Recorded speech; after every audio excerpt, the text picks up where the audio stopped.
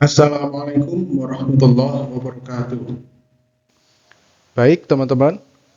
Pada pertemuan hari ini kita akan belajar mengenai metode etnografi.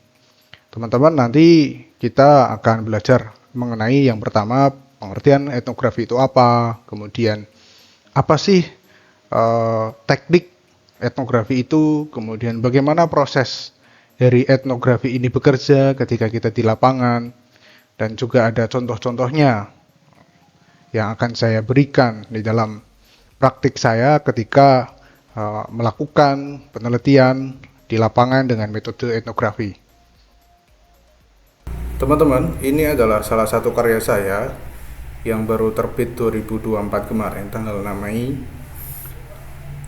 Karya ini berjudul Traditional Birth Attendants as Guardians of Traditional Amidst Modernization in Javanese Culture. Nah, riset ini menggunakan metode etnografi yang akan kita bahas pada pertemuan hari ini.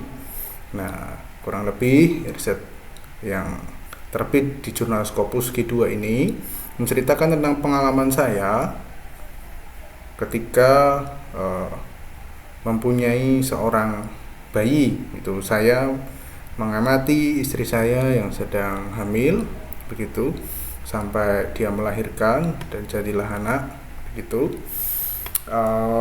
Di situ ada proses pendampingan antara istri saya dengan dukun bayi itu, atau di daerah lain mungkin namanya paparazi, begitu. Dan saya juga mewawancarai, ada banyak sekali.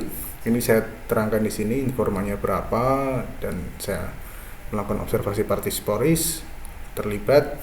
Nah, saya rasa itu nanti akan menjadi satu pemancing teman-teman di dalam sesi ini.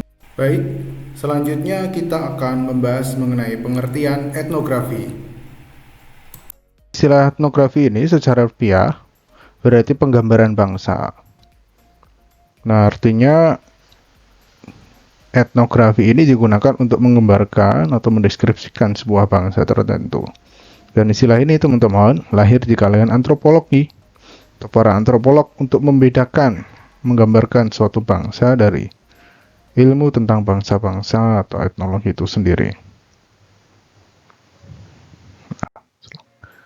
Dalam perkembangannya, sekarang etnografi tidak hanya dipakai di kalangan antropologi, tetapi juga digunakan oleh disiplin keilmuan lainnya.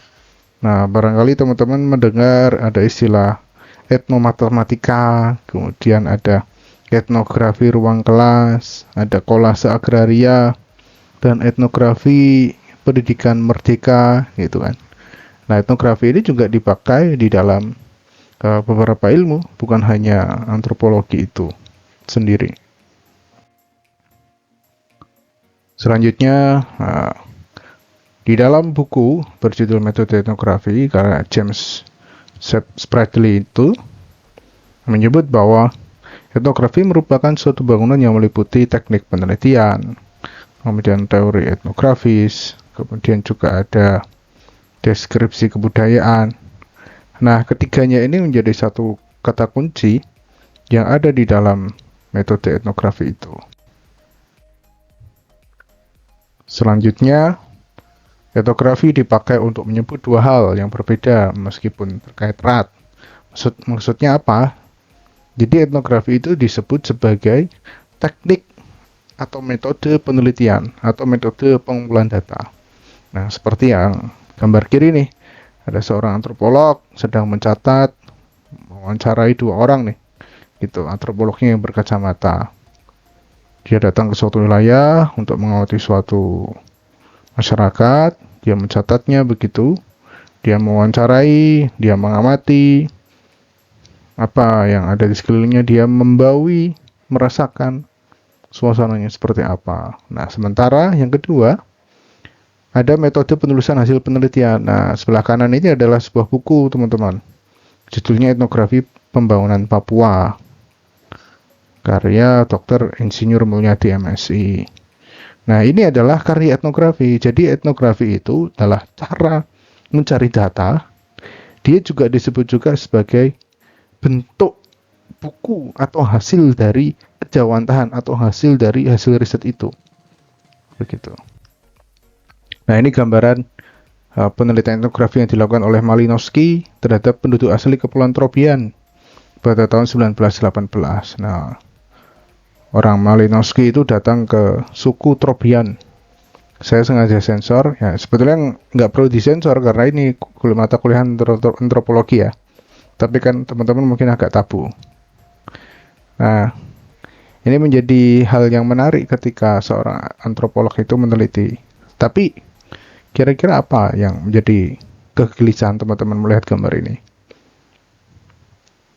Ya, bisa juga sama dengan saya. Ada apa? Ketimpangan yang luar biasa. Mereka yang diteliti itu beda dengan yang meneliti. Itu kan dari pakaian, itu kan. Dari kemudian pakaiannya seperti apa, sepatunya, bajunya, topinya, berbeda dengan yang diteliti masyarakat suku Trobriand itu. Nah, apakah ini berhasil untuk mendapatkan data? Nyatanya berhasil nih dilakukan Malinowski itu. Dia bisa menggali data itu.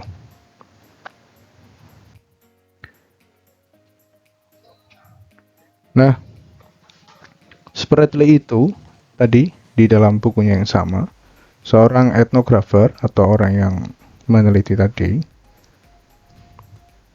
membuat kesimpulan budaya itu melalui apa yang orang katakan. Dia bilang apa yang dia sampaikan, kemudian cara bertindaknya seperti apa, berperilakunya seperti apa, kemudian artefak yang digunakan, peralatan-peralatan yang dipakai itu apa saja, begitu. Dan kemudian ketika etnografi itu disebut sebagai pendekatan penelitian, itu ada 3 hal teman-teman. Ada yang disebut dengan deskripsi yang mendalam atau thick description. Nah, ini perlu proses, sekali lagi, perlu jam terbang untuk mendeskripsikan sesuatu.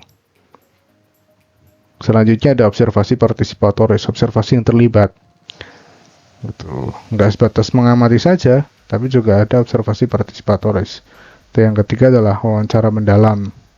Wawancara, kita bertanya kepada para informan, kepada orang yang diteliti tentang satu topik yang akan kita. Ini nih, ketika saya sedang meneliti yang sebelah kiri itu meneliti tentang konstruksi identitas Nahdlatul Ulama dalam peringatan Maulid Kanjeng Sholawat di Pekalongan.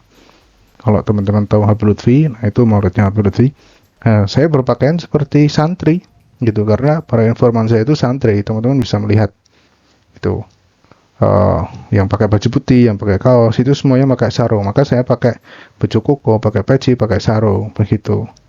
Nah, beda dengan ketika saya kemudian melakukan penelitian tentang gerakan anak muda, gitu. Nah, saya juga berperilaku seperti anak muda, pakai topi, pakai kaos, pakai celana, pakai sandal, begitu. Nah, itu yang membedakan. Malinowski yang tadi kita bisa lihat, dia itu berpakaian sangat formal, berbeda dengan informan atau peneliti, gitu kan. Tapi kalau saya itu ya harus menyamai. Kenapa? Supaya tidak canggung, supaya tidak ada jarak. Nah, dulu sama sekarang etnografi atau sebuah ilmu itu akan selalu berkembang. Tekniknya seperti apa? Kemudian dikritisi lagi oleh para antropolog sendiri, ilmuwannya sendiri, dikritisi orang lain. Oh, harusnya seperti ini, seperti ini. Sudah paham kan maksud dari etnografi itu apa? Nah, teman-teman, silakan Anda bisa mengerjakan tugas. Anda menyusun penelitian dengan metode etnografi, paparkan bagaimana etnografi itu bekerja di dalam metode penelitian Anda, dan nanti kita akan diskusikan minggu depan. Pastinya Anda semua sudah paham apa itu etnografi kan? Karena saya sudah memberikan contoh bagaimana etnografi itu bekerja, bagaimana hasil penelitian saya ketika saya menerbitkan artikel Scopus Q2 riset tentang dukun bayi. Saya menjadi bagian dari yang diteliti, saya mengikuti setiap proses di dalam penelitian itu. Saya kemudian menceritakan kepada teman-teman tadi riset di dalam penelitian agama, studi agama, kemudian studi tentang anak muda. Kira-kira begitu. Semoga bisa menjadi bahan teman-teman untuk belajar, untuk refleksi, kira-kira di dalam proses mengerjakan tugasnya seperti apa. Terima kasih teman-teman. Assalamualaikum warahmatullahi wabarakatuh.